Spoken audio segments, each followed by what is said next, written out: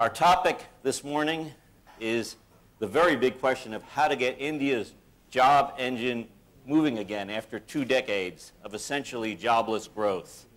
India, as I think all of us know, needs to create about 12 million new jobs or new livelihoods.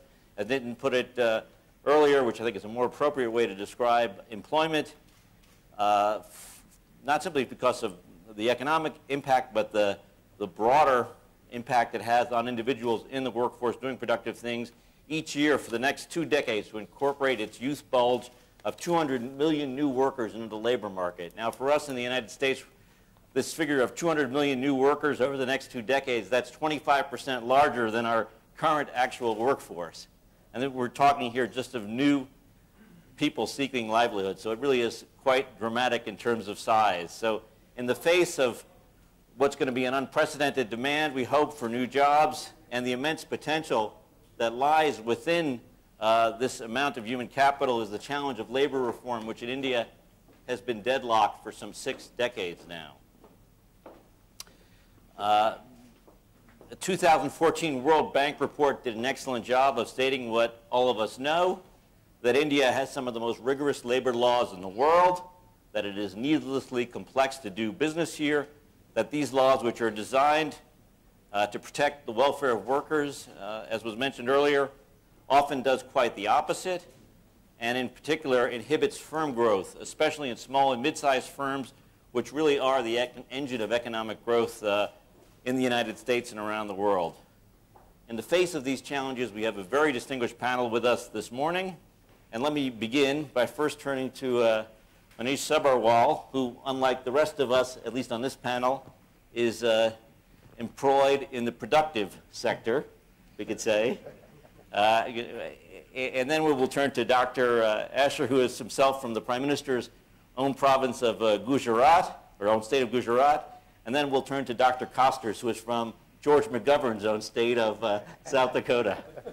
So why don't we begin by turning to Mr. Sabharwal and ask you how you see things, how you see the prospects for labor reform. What does it mean to you? What are your frustrations as a large employer in the private sector? What do you think is necessary? And thank you so much for sharing your insights. Thank you. So I work for a people supply chain company. We've hired somebody every 5 minutes for the last 5 years, but we've only hired 5% of the kids who came to us for a job.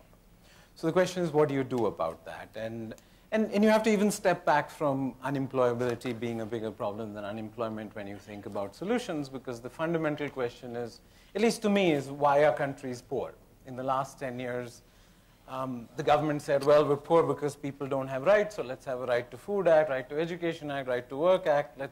More people in India have cell phones than bathrooms, so should you have a Right to Bathroom Act, or should you have figure out however dirty the birthing of the telecom industry, we got 700 million cell phones. And I think to me, it's the most interesting question, why are countries poor? I went for my MBA to the US, and 1 month in, I landed in August '94, and by September I was asking myself, these Americans aren't smarter than us, why are they richer than us?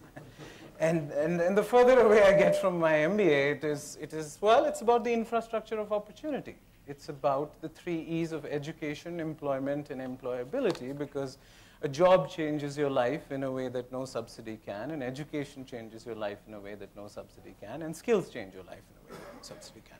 So there are 3 problems in India's labor market. There's a matching problem, which is connecting demand to supply. There's a mismatch problem, which is repairing supply for demand. And there's a pipeline problem, which is preparing supply for demand. And I distinguish in repair and prepare based on the opening balance of the child or the duration of the course.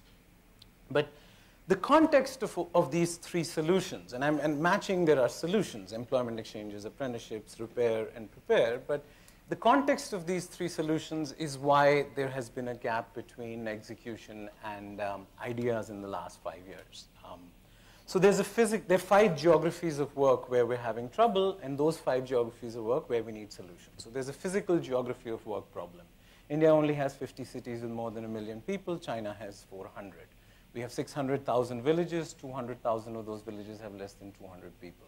So are you going to take jobs to people or people to jobs? In political imagination, we always talk about taking jobs to people, but fundamentally, job creation tends to cluster, so we need more urbanization in the physical geography of work. And only 5% of population growth is going to happen in the 5 states of Karnataka, Andhra, Gujarat, Maharashtra, and Tamil Nadu in the next 20 years, but 50% of GDP growth. While 50% of population growth is happening in economic wastelands like Uttar Pradesh, Bihar, and stuff like that, and not much of GDP growth. So not only do we need more urbanization, we have a southwest, north, and east divide.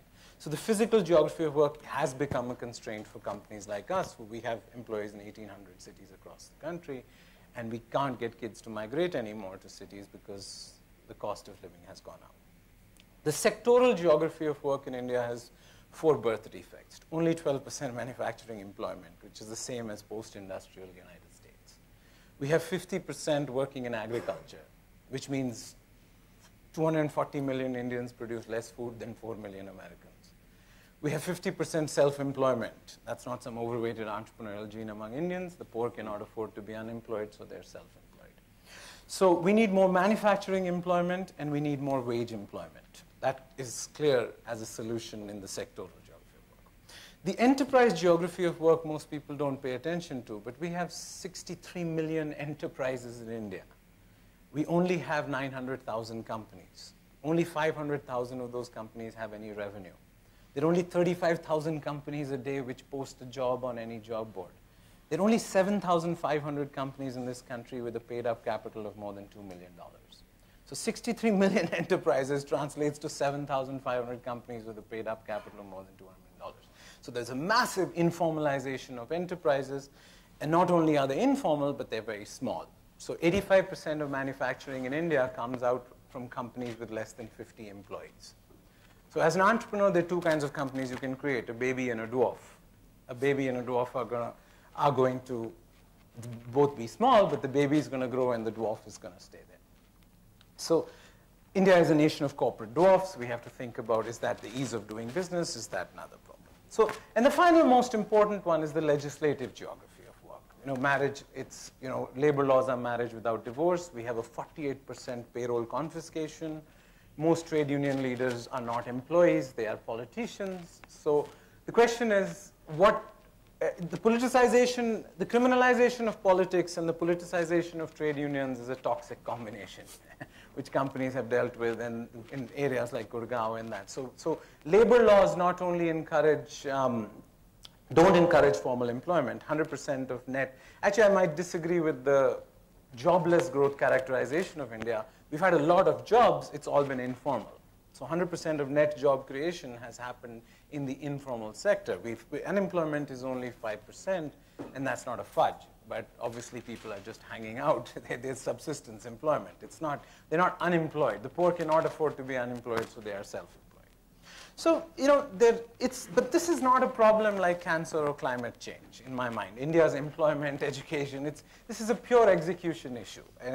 But there are 3 deficits around the table. The government has an execution deficit, the private sector has a trust deficit, and not-for-profits have a scale deficit. But I think as we move into execution, new government is much more execution-oriented. Its brain is connected to its backbone, which is important. That was a problem in the last government. So I had to make that one for Rajiv. but fundamentally, I think this is not a question of what is to be done. The question is how it is to be done. And there is a difference between the list of ingredients and the recipe. So I hope we don't spend too much time on what is to be done, because reforming the Apprenticeship Act was the 20th point in Indira Gandhi's 20-point program in 1975. Reforming employment exchanges was Morarji Desai's program in 1979. We've just done those in the last month and a half. So from my vantage point, I think it's a unique time. When I landed in 1994 in Philadelphia, there was a front page article on the Wall Street Journal which said that India is more interesting than important. I hope that journalist is eating the newspaper on which he wrote that. What's happening in India is not once in a decade or once in a millennium. It's really once in the lifetime of a country. But we have to recognize, I memorized Pandit Nehru's Tryst with Destiny speech when I was a child. But there are 300 million people in India who will never read the newspaper that they deliver, or sit in the car that they clean, or send their kids to the school that they help build. But this is not like cancer or climate change. It's an execution problem. I think we're well on our way now on the 3 E's if we're sort of able to demonstrate the courage combined with the execution.